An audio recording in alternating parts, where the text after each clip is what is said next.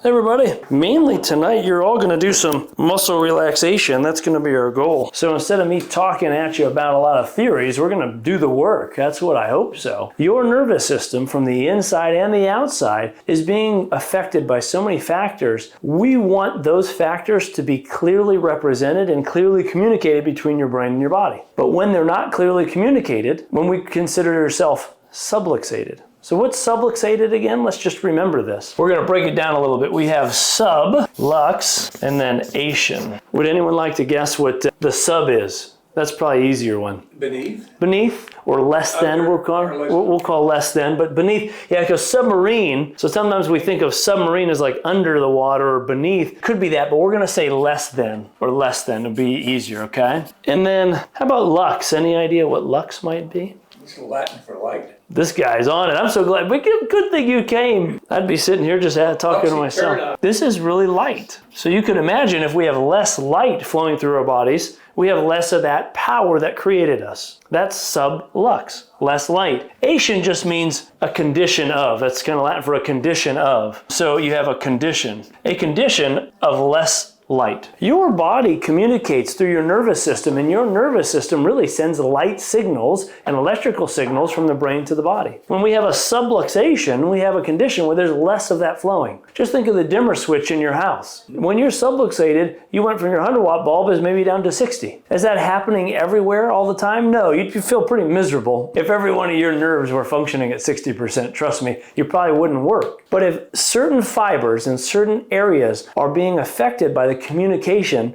is slowed down or inhibited, then your body can't communicate it efficiently. And when it's lived with a condition of more light, we are healthier. And so one of the things that affects light so often, this condition of less light, subluxation, is muscle tension and stress that we hold in our bodies. If you have a dysfunction, a tension, a compensation, your muscles tighten up, and they're tight long enough that you just assume that's just normal. That's what you're used to, but it's not healthy. So how do we reboot the system? Well, an adjustment's probably one of the most effective, safe, and natural ways to reboot your computer. How do we get that light flowing? We adjust you. You can't come in every day. I mean, you might want to, but you probably won't. So how do we keep you from needing an adjustment every day? We're going to talk about progressive muscle relaxation, because what it is an ability for you to reduce the potentials of subluxation. You're not going to correct the subluxation. You're going to correct what's causing it somewhat. You're going to reduce tension in your body. You're going to increase serotonin, and you're going to relax that reptilian brain. You're going to reduce some of that adrenaline that's flowing around and cortisol. So progressive muscle relaxation has been studied, and there's much research to prove how it can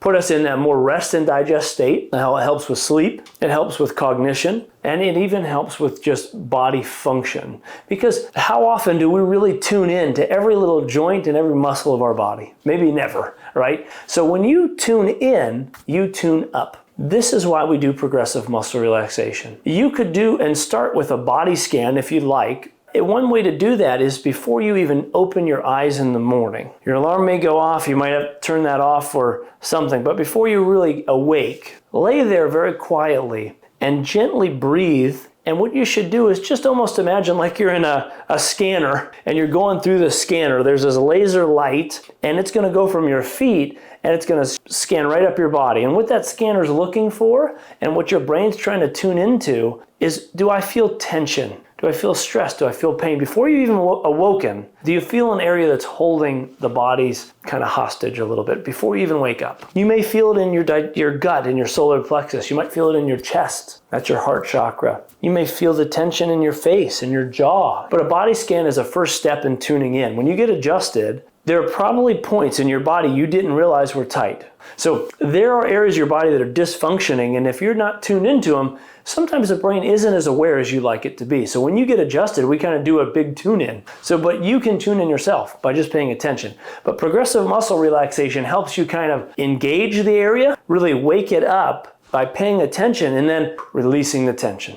So we're going to go through that a little bit. I think we should all kind of do it, and we're going to start with our feet, and we're going to work all the way up our body. I'm going to kind of walk you through it slowly, and I'm going to kind of work through and give little points. We might slow down, we might stop for a second, but I'm going to kind of work this through. I'm going to use my hands as my feet because too impossible for you to see my feet. The first step of this is to usually you're going to kind of scan up your body or into the center. But we're going to start with your feet. Now, the first step you're going to do with a progressive muscle relaxation is you're going to either try to spread your toes. So it's like you're trying to spread them all as far as you can, or you can kind of clench them all down. Either way. Trust me, if you're just contracting for a couple seconds, it starts to maybe cause a cramp or dysfunction. Know that you have a severe amount of dysfunction. That muscle's already tuned up. Too much. And so if you tune it up a little more, it goes, no, I can't do it anymore. But for now, I just want you to say, hey, can I do that? And don't tighten too hard if you're just cramping, because that will kind of defeat the purpose. We're going to try to hold that contraction either apart. I like the apart, because a lot of times how often we're really spreading our toes way out. So you're going to spread them way out, and you're going to breathe in. And when you spread them out, I want you to breathe in kind of in an imagination that I'm breathing all my air and all my energy into my feet, and I'm feeling the tension. So it's like the energy is coming down through my head into my feet, and like they're filling up with light, all right? Remember this subluxation? We want to increase light.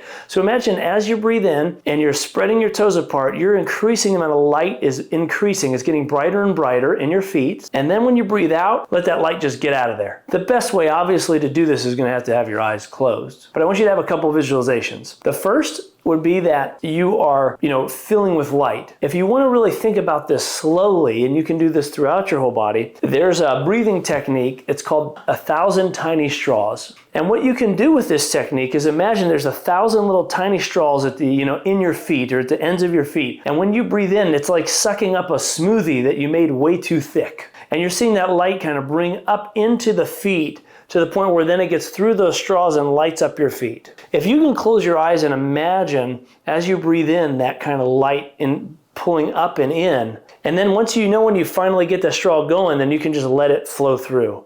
And I want you to imagine you've pulled it all in, and then when you breathe out, imagine that straw just releases everything that was in it. You can do this anywhere in your body. This technique could be used if you're having a lot of pain in one area even. Let's say your back or your neck. You tighten your neck and you imagine these tiny 1,000 straws that are sucking up that air. You're breathing in all this light, and then the straws release. It's called 1,000 tiny straws. Imagining and doing breath work connects your brain and your body. Okay? So let's just progress from the feet. You can use any technique you want for visualization, but we're going to kind of work you through the whole thing from feet up to the head. All right? So everyone kind of close your eyes and just relax. Now I want you to start to contract your feet or spread them apart. And as you do that, start breathing in through your nose slowly for the count of 4. 1, 2, 3, 4. Hold it.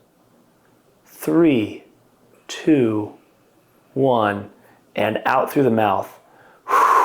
Your feet are now looser. Trying to hold them for that whole count is tough, but that's the work. Now keep your eyes closed, move up to your calves, your calves. Now you could try to flex your ankle up or down, you could point it, or just try to contract your calf, but whatever you feel like you can do to get your calf to contract, maybe it's just point your toes. Let's do that now. Go ahead and point your toes, breathe in for the count of 4. 1, 2, 3, 4. They're full of light right now. Keep holding, full of light, and out through the mouth.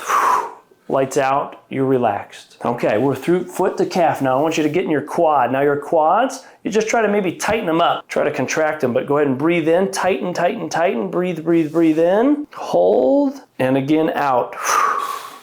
Now we're gonna go out to the hands, okay? So with the hands, you could obviously make fists, or you could try to just pull them apart just like your feet. I could suggest trying that maybe. So let's try to hold those apart. Breathe in, hold that, and breathe out. Relax your hands. Now tighten your forearms up. You can clench your fists or just tighten your forearms or just contract them. You want your forearms tightened. Go ahead and tighten those and breathe in again. Count of 4. Holding, holding, holding, and out. Relax it all. Now it's our biceps and our shoulders a little bit. You're gonna you could kind of imagine you're maybe pulling something back or you're just tightening. Hold, hold, hold, breathe in. Hold, hold, hold. Light filling up all your arms are bright, bright white, and out. All gone. Open your eyes for a moment. We're going to work through the chakras a little bit. If you're imagining energy in your body flows in lots of ways. But the majority of energy, when you imagine it, You should imagine it coming down from your head, focusing in your sacral plexus there, which is really your root chakra. It's at your sacrum. And then it comes down out through your feet. You can imagine bringing energy up to the root chakra and then out. That's what we call central channel breathing. I want you to focus in on that root chakra. That's those kegels. That's that pelvic floor. It's tightening, like you had to go to the bathroom and you're trying to hold that. That's what you want to imagine, is that amount of contraction. You're going to hold that for a couple seconds. And as you hold it, I want you to imagine that light coming down your spine and then focusing right there, real low. And when you're out, it goes down to the floor. So just remember this root chakra. That's going to be the first one we focus on. It's basically like your lower abdomen. So go ahead and make that kegel. Hold real tight, like you're trying to prevent going to the bathroom. Breathe in real deep. The light's coming down through your head, all the way through the spine. It's focusing right there in the pelvis. It's brightening. You're holding, and then let go of that kegel and let it go through the feet down to the floor. All right, keep your eyes closed. Let's breathe that light up from the floor through your feet. Breathe in, tightening that core, tightening that pelvic floor, and then out the top of the head. Now the next one that we'll probably focus on is going to be that solar plexus, because so many people hold so much there. For this one, I'm not going to have you imagine the light so much. I'm going to have you imagine like a baseball size right here. And when you breathe in, I want you to imagine that baseball turns into a grapefruit, or maybe golf ball to a grapefruit, whatever helps you. But it's smaller. You're tightening. It's like you're tightening my abs like someone's going to punch me, but real high. When I first tighten it, I can feel like about a baseball size knot, and like I'm filling that baseball with air, that grapefruit, because I'm breathing right into my abdomen. This is like belly breathing. My ribs are trying to come out this way, and I'm coming out this way. Both directions. When I breathe in, I'm tightening and expanding. And you just want to imagine baseball, grapefruit, back to the baseball, grapefruit. That would be that solar plexus. Now, I probably think you probably should also do the heart chakra one. Now it's really the chest. This is where we are trying to kind of expand upwards. This is where we're really trying to raise our chest up and out, but a lot of it is right here. This one is, I want you to imagine like you're pulling all the love from all the universe that you can imagine right into here. From all outside, inside. Outside, inside. And when you do that, you're bringing your ribs out and you're bringing your chest up. You're trying to fill with as much of that love that's in the world into you. So go ahead and breathe in, tightening all that. You're breathing it, filling it so far up. Hold. And then let it all out to the universe. Send your love back out to everybody else. That's that heart chakra. People have chronic middle back pain and other areas. A lot of times it's stress and tension and in unfortunate situations, but that's one way to cleanse some of that stagnated energy. Sometimes a lot of times we want to work on your throat chakra. Why? Well, a lot of times we may say things we probably shouldn't be saying. That's probably my issue. Or not saying things we do want to say. And so when we hold energy in there, it's actually held here. I can tell you there's many instances of energy that people in relationships that don't last or have a lot of relational issues usually have thyroid problems. No surprise to me when I understand the chakral system. I can't tell you the amount of people I know who've had divorces or a lot of challenges. A chakra? Chakra. Would you explain that again? It's basically a concentrated area of energy in and around our body, up kind of our spine. And it's more of an Eastern medicine thing. I'm just using it as an example because it has ways we can connect to it. But you got to remember, you have gut feelings, right? And we kind of feel stuff in our gut. We feel stuff in our bodies. Energy is real. Energy is everything and it's everywhere. How you want to go about understanding it, that's up to you. But I can tell you energy is real. I know that 100% because I've seen it happen in my practice all the time. But when we're working with people or you're working on yourself, energies are expanded. When you've been in a room, you can feel the energy in a room. Have we all felt the energy in a room? We all walked into a room and felt a certain energy. For better or worse, it's vibrational. Those energies, when you're holding and concentrating and releasing, you're releasing tension, you're releasing that energies. But one for the throat, we can end with that one. This is what we call the Darth Vader breath. But it's like you contract your throat really tight. And you try to keep it tight while you breathe out. That's the Darth Vader. But you try to keep tension